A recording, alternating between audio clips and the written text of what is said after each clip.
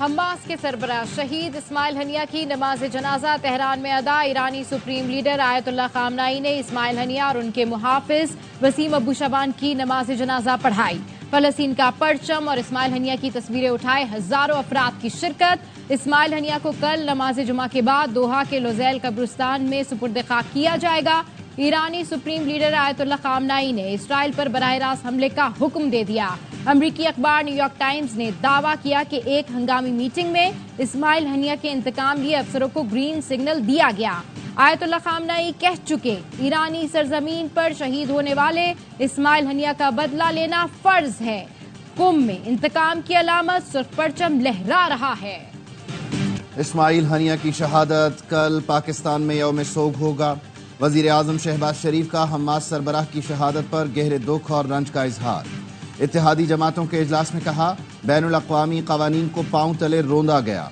Ismail Haniyeh की शहादत पर दुनिया की खामोशी लम्हा फिक्रिया है।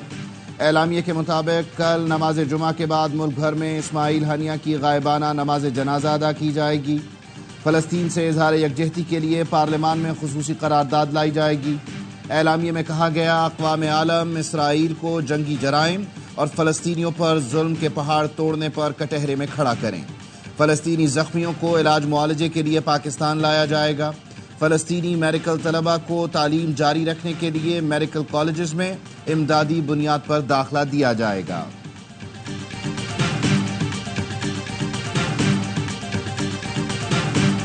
इस्माइल हनिया को व्हाट्सएप के जरिए ट्रेस किया गया। फोन में इंस्टॉल इस्राएली स्पाईवेयर ने लोकेशन बताई। यूरोपीय मुबस्सिर बराए मशरिक़ी वस्ता एलिया मैग्नेर का दावा। कहा, इस्माइल हनिया व्हाट्सएप पर अपने बेटे से बात कर रहे थे जब उनकी लोकेशन मालूम हो गई और उनको रॉकेट हमले में शहीद कर दिया गया। तेहरान में जिस इमारत पर हमला किया गया उसकी तस्वीर सामने आ गई। न्यूयॉर्क टाइम्स के मुताबिक इमारत के एक कोने को नुकसान पहुंचा जिसे सब्ज कपड़े से ढांप दिया गया है। पहली मंजिल की छत पर मलबा भी देखा जा सकता है। इस्माइल हनिया की शहादत के बाद मुख्तलिफ मुल्कों में गम गुस्से की लहर। तुर्की के शहर बातमान में एहतजाज। विपरे शहरियों ने अमरीकी कॉफी ब्रांड की आउटलेट का हशर नशर कर दिया। शीशे और कुर्सियां तोड़ फोड़ दी। लेबनान और ट्यूनिस में हजारों अफराद सड़कों पर निकल आए।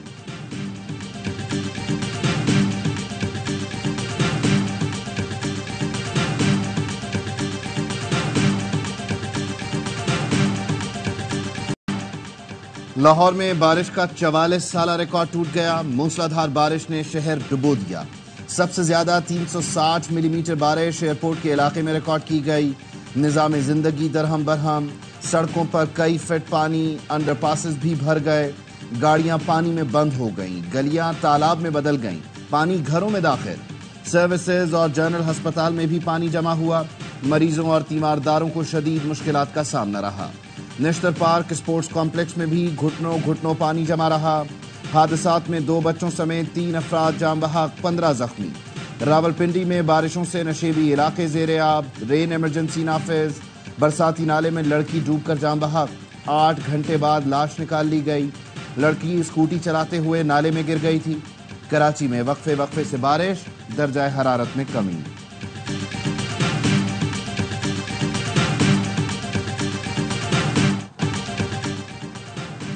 लाहौर में बारिश के बाद वज़ीर आला पंजाब निकासी के कामों की निगरानी करती रही। सोशल मीडिया पर मुख्तलिफ इलाकों से मुतालिक अपडेट्स देती रही।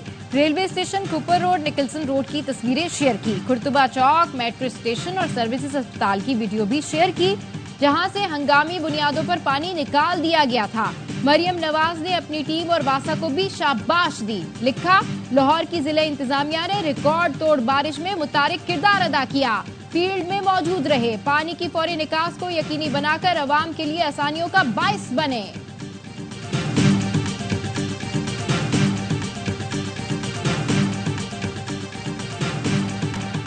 अप्रैल 2019 में लेफ्टिनेंट जनरल फैज हमीद ने जून तक पंजाब हुकूमत, दिसंबर में वफाकी हुकूमत लेने की पेशकश की। वजीर दिफा ख्वाजा आसिफ का इंकशाफ। कहा, 20 मिनट की यह मुलाकात जनरल बाजवा के ससुर के घर पर हुई। फैज हमीद ने कहा था, हम बानी पीटीआई से तंग आ चुके। बानी पीटीआई एक्सपोज हो गए हैं। पाकिस्तान तो क्या, दुनिया में कोई एक आदमी बता दें जो इन पर एतबार करता हो। नून लीग फौज और अवाम में फासले बढ़ा रही है। अपोजिशन लीडर उमर अयूब का कहना है नवाज शरीफ जस्टिस बंदियाल के दौर में वापस नहीं आए। काजी फाइज ईसा चीफ जस्टिस बने तो नवाज शरीफ भी वापस आ गए।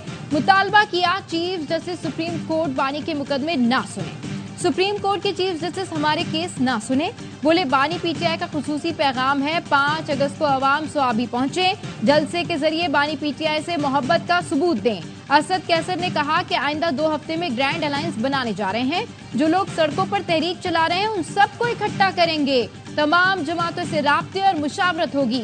फैसला किया है तमाम सियासी कैदियों की रिहाई के लिए आवाज उठानी है।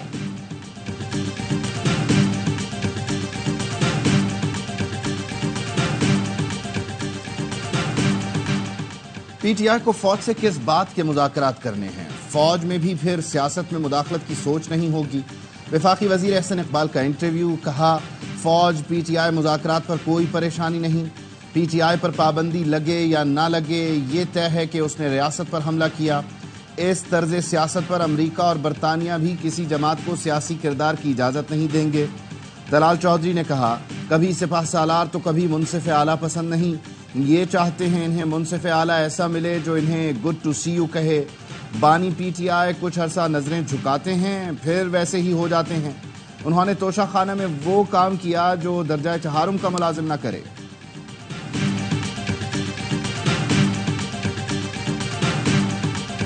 वो दौर मुज़ाकरात के हो गए। मुज़ाकरात का अगला दौर मीडिया के सामने किया जाए। चूंकि हुकूमत के लोग ये कहते हैं कि जमात इस्लामी की तो तजावीज़ें अच्छी तो हैं लेकिन काबिल अमल नहीं, तो अब हम उन्हें बताएंगे पूरी कौम के सामने कि हुकूमत के पास तो उन चीजों का कोई जवाब ही नहीं है। जमात इस्लामी ने मुतालबात तस्लीम करने के लिए हुकूमत को 2 दिन का अल्टीमेटम दे दिया। महंगी बिजली और टैक्सों के खिलाफ धरने से खिताब में हाफिज नईमुर रहमान ने कहा ये धरना हुकूमत हटाओ तहरीक में तब्दील हो सकता है। मुतालबात नहीं माने तो फिर एहतजाज पूरे मुल्क में फैल जाएगा। हड़ताल होगी, बिजली के बिलों का बायकॉट होगा। मुज़ाकरात में हुकूमत के पास किसी बात का जवाब नहीं था। अब तीसरा दौर मीडिया के सामने होगा। जमात इस्लामी ने 3 अगस्त को कराची में गवर्नर हाउस के सामने धरने का ऐलान कर दिया।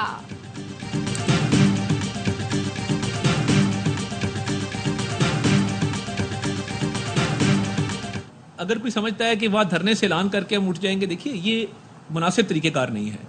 इसका तरीका यही है कि आप हमारा साथ दें, तजावीज़ दें, बंद कमरे में बैठें, खुले कमरे में बैठें, मीडिया के सामने बैठें, इस पर बातचीत करें, मगर मेरी उनसे दरख्वास्त होगी कि आप एहतजाज खत्म कर दें। IPPs का मसला सियासी नहीं, मामले पर मुशावरत जारी है। जमात इस्लामी एहतजाज खत्म करे, आए बैठे बात करे। वजीर इत्तलात अता तारड़ की प्रेस कॉन्फ्रेंस, कहा सस्ती बिजली सबका एजेंडा है। कुछ लोग इस मामले को सियासी मकासद के लिए इस्तेमाल करना चाहते हैं। MKM रहनुमा मुस्तफ़ा कमाल बोले IPPs के मामलात मईशत का सबसे गहरा जख्म है। वजीर आज़म ने यकीन दिलाया है कि इस पर काम कर रहे हैं। उम्मीद है बहुत जल्द अवाम को खुशखबरी मिलेगी।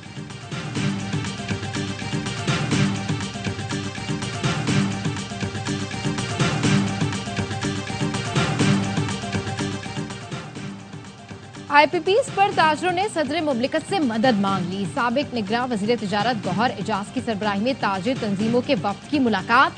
सदर मुमलिकत ने कैपेसिटी चार्जेस का मुतफ़िका हल तैयार करने की तजवीज़ दे दी। गौहर एजाज ने कहा तवानाई की कीमतों के मामले में मुदाखलत करें। सनअतों कारोबारी इदारों को दरपेश मसाइल के हल में सदर अपना किरदार अदा करें। सदर जरदारी ने मुताल्लिका हलकों के सामने मामला उठाने में ताउन का यकीन दिलाया। कहा कारोबारी इदारों को दरपेश मसाइल से आगाह हूँ। तवानाई की बढ़ती कीमतों से निपटने के लिए सबके लिए सूदमंद हल तलाश करना होगा। कारोबारी कम्युनिटी एक कमेटी तश्कील दे, सदर का दफ्तर हर मुमकिन ताउन करेगा।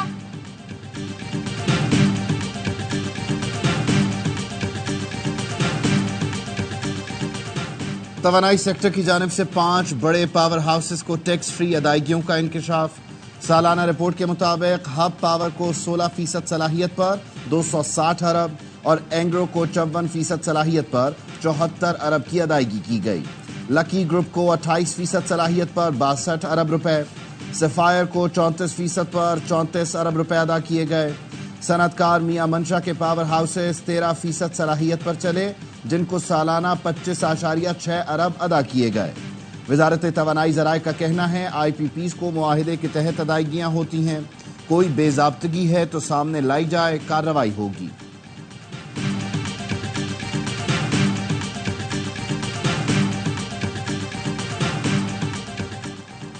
तहरीके इंसाफ के तर्जुमान रऊफ हसन की जमानत मंजूर। District in session court Islamabad ने पैका एक्ट के तहत गिरफ्तार दीगर मुल्जिमान की दरखास्त जमानत भी मंजूर कर ली। मुल्जिमान को 50-50 हजार रुपए के मचलके जमा कराने का हुक्म। FIA प्रोसिक्यूटर ने कहा 100 से ज्यादा व्हाट्सएप ग्रुप चल रहे थे जिनसे इश्तियाल फैलाया जाता था। भारत से बात करके बयानिया बनाया जाता है, फिरका वाराना मुहिम भी चलाई जाती है। बानी PTI और बुशरा बीबी की तोशाखाना के नए रेफरेंस में गिरफ्तारी के खिलाफ दरख्वास्त। इस्लामाबाद हाई कोर्ट ने नैब को नोटिस जारी कर दिया। 8 अगस्त तक जवाब तलब। बानी PTI के खिलाफ पुराने रेफरेंस में चार्जशीट अदालत के सामने पेश। वकील ने कहा पहले तोशाखाना में सजा हो चुकी, उसी पर अब नया केस बना दिया गया। पहली सजा की फर्द जुर्म में तमाम 108 तहाइफ का जिक्र किया गया।